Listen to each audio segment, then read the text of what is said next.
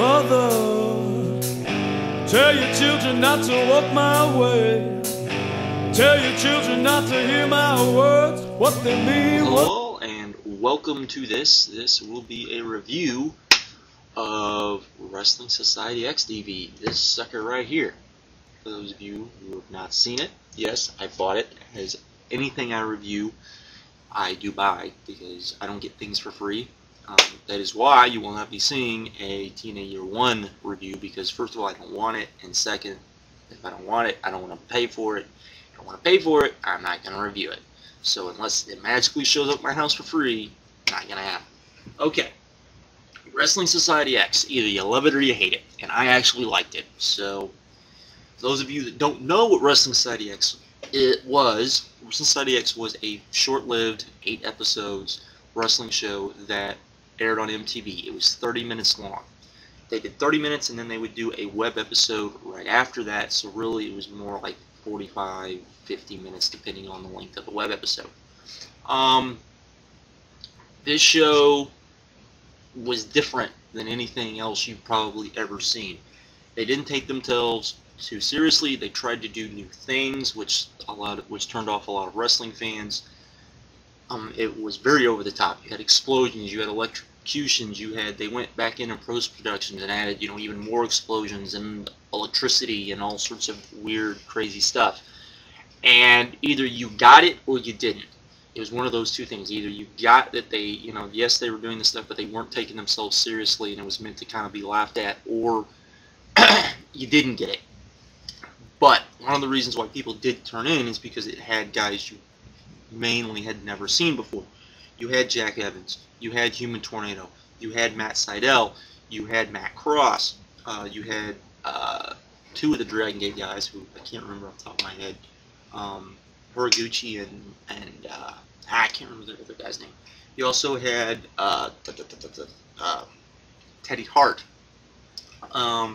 Vic Grimes, Eric Cannon, lots and lots of indie guys, and a few old XPW guys. Get into the XPW thing here in a minute. But, so it had all these guys that most of you hadn't seen. The 2 guys that most people had seen that they had were X-Pac and Vampiro. And like I said, it was like 30 minutes long. Given the fact that it was 30 minutes long, it was a good show for 30 minutes. They weren't allowed to, of course, go out there and put on 10, 15-minute matches. Most of the matches were less than 5 minutes, but they were good for what they were. A lot of the matches were decent to good television matches. It wasn't a bad TV show. A lot of the better matches that they put on were actually on the web show, where they could actually put on longer matches. And Wrestling Society X did a very good thing. When this first came out, I knew I was going to order it, but I waited and waited because I knew Ring of Honor was going to do their Black Friday sale, and that's when I was going to get it. Now, it's normally right around 20 bucks. Wrestling Society X did a very good thing in that they sent out the DVD to a lot of the websites for them to review it. And because I believe they watched it and said, hey, if we believe in this, we think if people see this, they'll like it. And sure enough, people saw it and they liked it.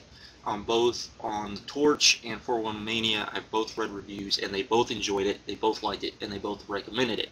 So me coming on here saying you should get this DVD, which I wouldn't say you should get it. I'd probably give the DVD probably a 7.5. Not a great DVD, but one thing that Wrestling Society X was it was fun. And that's not something that the WWE is constantly. It's not something TNA always is. It's not something even I think Ring of Honor always is. Which is fun, which is just, you can just sit back and you can just have fun watching it. You can enjoy it, don't get me wrong, but there's an aspect of where you just want to have fun and you want to laugh and you just want to, type of thing. And this Wrestling Society X was very good at that. Like I said, I'm not going to be able to do reviews of all of the matches they had. It's a 4-disc set. It comes with more extras than you can freaking believe. It comes with alternate commentary by the writers, which is very interesting. It lets you kind of in on where they were going to do, what they were going to change if they got Season 2. Also has commentaries on matches by the guys in the matches. It includes a 4th disc, which is filled full of extras and weird things. It's got a lot of interesting extras on it, which was kind of interesting, kind of neat. Other things that you should know about this disc, about this set, is basically what they did is they took the TV shows and just put them right to disc. So there are matches which on the TV show they went to commercial and they edited it out and they kind of edited it down. They didn't re-edit. They didn't go back and redo any of the commentary to add these matches in. They talked about this on the DVD. So basically what you get is you get the TV shows, and the only thing they edited out of the TV shows was the musical intros, because when those of you that have never seen the show, it would start out being MTV with like a musical guest, and they would do one song, and then they would go up and join the commentators on commentary, which is a horrible idea. It only worked like once or twice where it was any good, which is something I would hope they would have changed. But show's canceled, so it doesn't matter. So that's the only thing they edited out. Everything else is pretty much as is, as on the television show.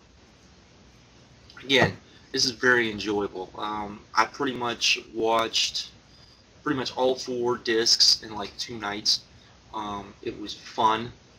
Like I said, there was only probably 1 or 2 shows total out of the 9 that I thought were just kind of blah, and that include a lot of Vic Grimes that's in here too. And anytime Vic Grimes is on my television set, that's not a good thing. Some other little things I would say, the commentary is not very good. Chris Kloss is not a great commentary guy. Wasn't when he was in XPW.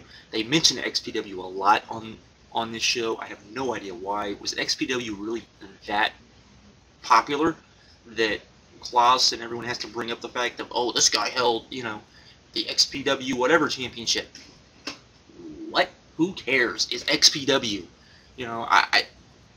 I'm more impressed with the guys that carried IWA titles than any guy that carried an XPW title. Sorry.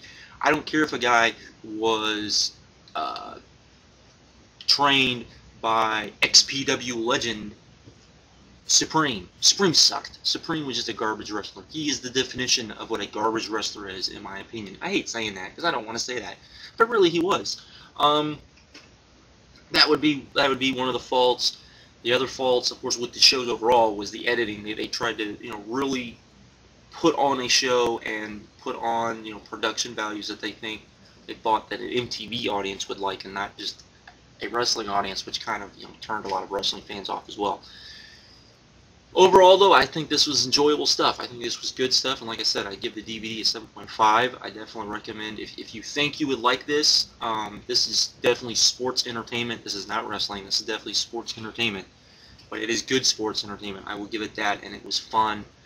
I definitely recommend checking it out. It's really unfortunate that MTV didn't get behind this. They got behind XPW about that much more than TNN got behind ECW, really, truly.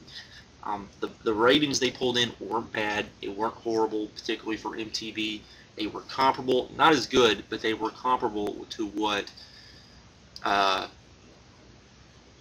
TNA got when they had the really bad TV slots on Spike TV.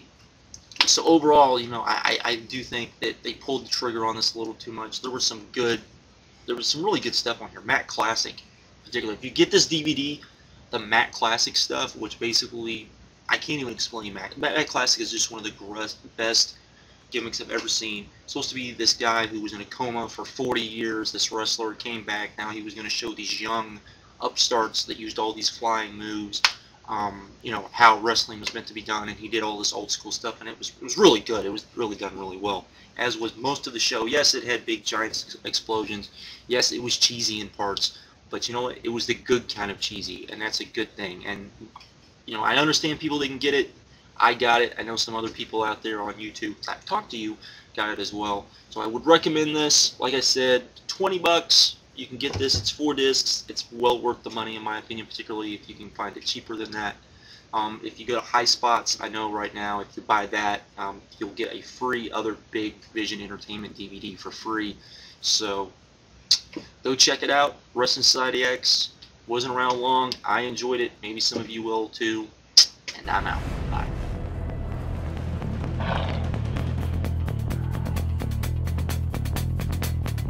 Let's ride.